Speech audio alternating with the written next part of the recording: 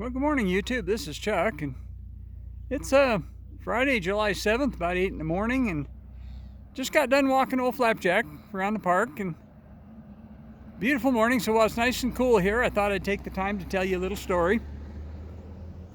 I'll pivot back around where I can talk to you. My story today is a little bit different than some of my other stories, but those of you that watch me know that a lot of my stories have some different moving parts, and this is kind of one of those. So there's two parts to it, and you'll see how they connect together here down the road a little bit. But first of all, my old truck is, you've seen it, I've been talking about it, and I kind of like the old thing. It kind of suits me, but there's every community's got tons of these old trucks like this running around. All the utility workers and the tradespeople and the construction people and landscapers and everybody else have these old trucks, and they're kind of a dime a dozen. And but what that means is that they're pretty invisible too. If you want to hide in plain sight, it's a good way to do it because nobody pays any attention to them.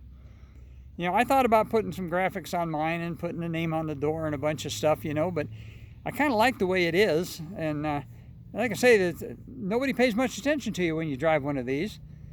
And so I've always talked myself out of it, because if I ever do something, I can never change it back. So anyway, that's the first part of the story.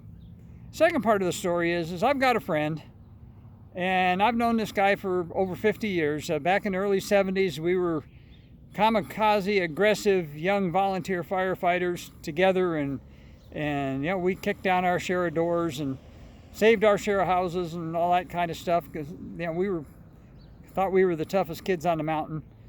And but I stayed here, and you've watched my videos before, where my career led me. But his career took him a different path, and he ended up moving down to the Phoenix area and had quite an interesting series of jobs. But for the last quite a few years now, he's been a private investigator. And every once in a while, we don't talk to each other real often, but every once in a while we'll text each other, or something will happen. We'll think about each other, and we'll give each other a phone call or something. And so we kind of stay in touch. But he's really, really busy, and and I'm retired now, so me not so much. But anyway, the other day he was working a case, and he was actually here in town, and so he gave me a call and wanted to know if I interested in going out and having coffee. And well, that was right after my surgery, so I had to take a rain check on it. And of course, he didn't know about the surgery, so we had a nice phone call. And I was having kind of a halfway depressing day, and he cheered me up, and I appreciated that greatly. But it got thinking about him. And then when I got my old truck running the other day, I kind of tied the two together, and it reminded me of a story that I thought you might be interested in. So basically what ended up happening is that he was working a case. It's been a few years ago now. He was working a case up in this area, and the case he was working was not up in this area, but it had a tie, and he was looking for somebody. He was trying to find somebody, and they had relatives up in this area. That's the tie. And so in a little community, a little outlying community about 20 miles out of town. And so he called me up one day and said, hey, you want to do me a favor and go drive by this place and look for this vehicle. I'm looking for a vehicle. And he said, I'll pay you. And I laughed at him. I said, no, you're not going to pay me. I'll do it. And tell you what, next time you're in town, you can buy me lunch. And so he was okay with that. So I was trying to figure out how I was going to do this. And I thought about that first part, about how this old white trucks with utility bodies on them and stuff are pretty much invisible. And so I took my old truck and I drove up there, and I found the address, and there was a half a dozen cars parked in the driveway.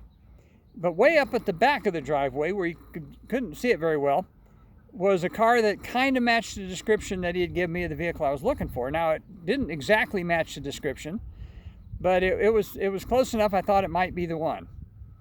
So I didn't want to hang around in front of his house too much, so I left and formulated a plan and drove around the block, and I came back. Well, one of the other vehicles that was in the driveway was a 65 or 66 first generation Mustang.